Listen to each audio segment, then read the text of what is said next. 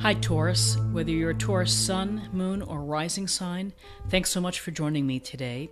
I thought I would do a specific Mercury retrograde reading for all Taurus, and I'm a Taurus, so I'll be very curious to see what kind of cards come up for navigating the retrograde. And the retrograde begins on April 9th. It's going to be staying with us until May 3rd. So during that time period, with the retrograde, a lot of things feel like it feels like the wires are crossed, or that we're moving backwards. Particularly, the areas that this happens in are our communication, and we have a lot of misunderstandings, and our clear thinking is affected, and truth that we tell each other and ourselves, as well as travel and electronics. So with a retrograde, it's all about taking a step back and restoring and releasing and investigating new perspectives or new pathways that can help you go with the flow. So I've kind of made up my own little spread or borrowed from others, and just kind of getting to the heart of the matter and looking for advice and guidance and seeing where we are. After what I pull with the tarot, then I will pull some oracle cards for clarification and focus. And for Taurus, I'm using my vintage Frankie Albano weight deck. So let me just give it a few shuffles, and then we'll see what we can learn for the retrograde period. And this says the Arrow Master, hitting the mark, intention, and detachment. So I have a lot of glare tonight. Oh, there we go. So the Arrow Master of hitting the mark. And what does that tell us? That tells us that this is a time to really hone in and to think about the direction that you're headed with respect to the things that you want to achieve or that you want to accomplish. And take the time to really think about the target. And hitting the mark means that you're focused. You're thinking about how you're going to execute the plan, or the actual stroke of drawing the arrow back and letting it fly. So it's the focus of keeping your eye on the target. Makes me think a lot of playing golf and, keeping your eye on the ball, swinging at your target. Well, the same thing with the Arrow Master, which is a sense of trusting yourself and your ability to do what you need to do to accomplish your goals. And the piece here about detachment, it's really letting go of the outcome. You're going to give it your best shot. You've prepared.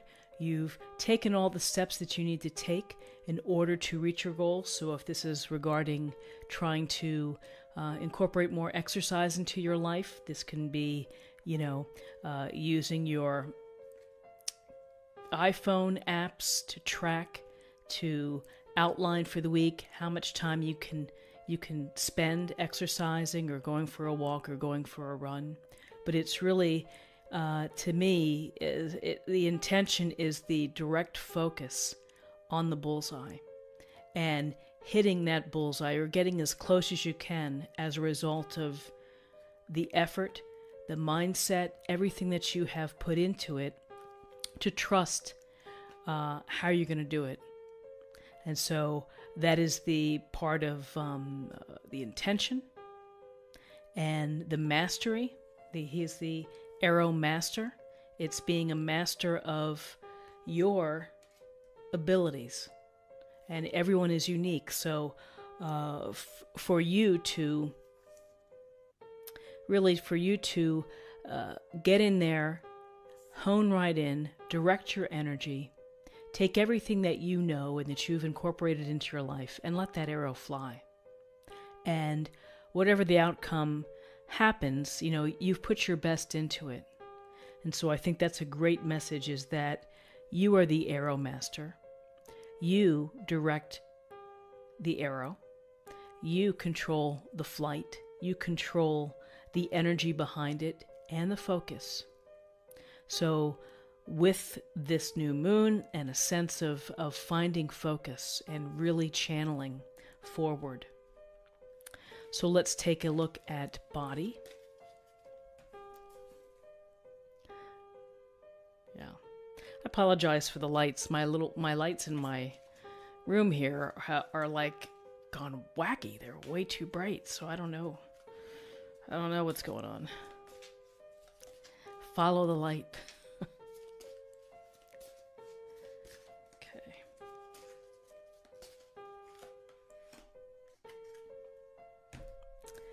Okay, so for our body, it says relationship. Dear Archangel Raphael, thank you for healing and guiding all of my relationships upon the path of love. So for this week, there we go. Let me see if I can get that closer. We're going to focus on our relationships.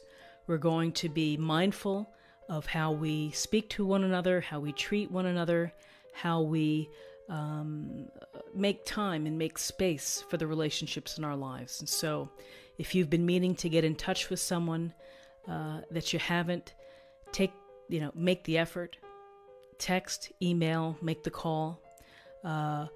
Relationships, whether at the office or whether they are in your home, with your partner, with someone that you love, with a parent, relationships take nurturing and they take thoughtfulness to be able to make them work and to make them work for both parties so that there's equal giving within the relationship. And so if you treat someone with gentleness and with kindness and with compassion, that's a great start. Let's see, where can I do this? That's a great start for any relationship and any sense of, what am I trying to say here? Of authenticity. That when you are coming from a place of honesty, when you're coming from a place of reaching out, and hopefully the person also reaches back to you so that it's not a one-sided situation, but when you reach out with your heart and with love, hopefully you shall get that love back within the relationship. So for this week, not only are we directing our focus and using our intention to channel and to direct exactly what it is that we want to achieve, we are paying attention to our relationships and we're just being light and loving. I think that's just a simple way to think about what to do for the week. And now moving on to the spiritual self.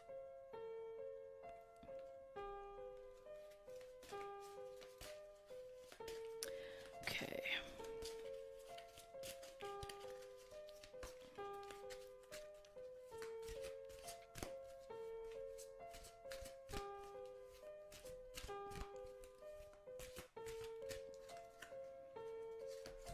Okay.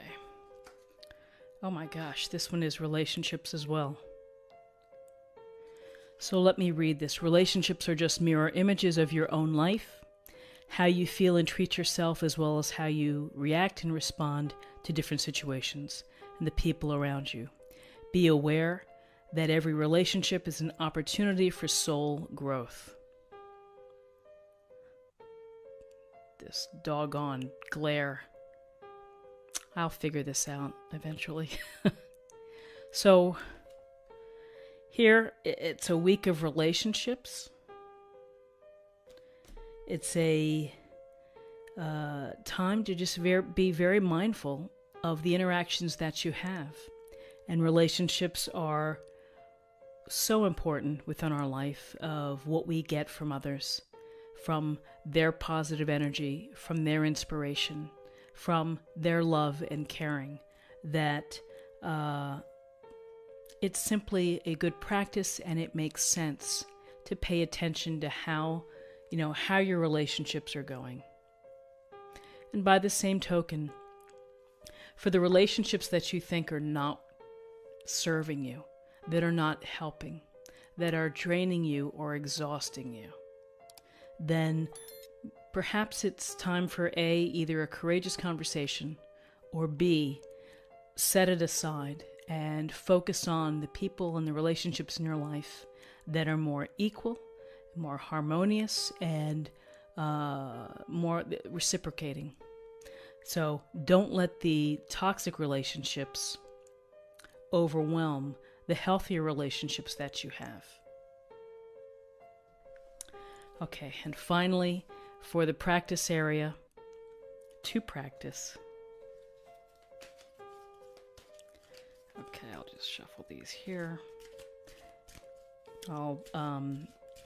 This is one of my favorite decks, the Kyle Gray. What was it? Angel Prayers.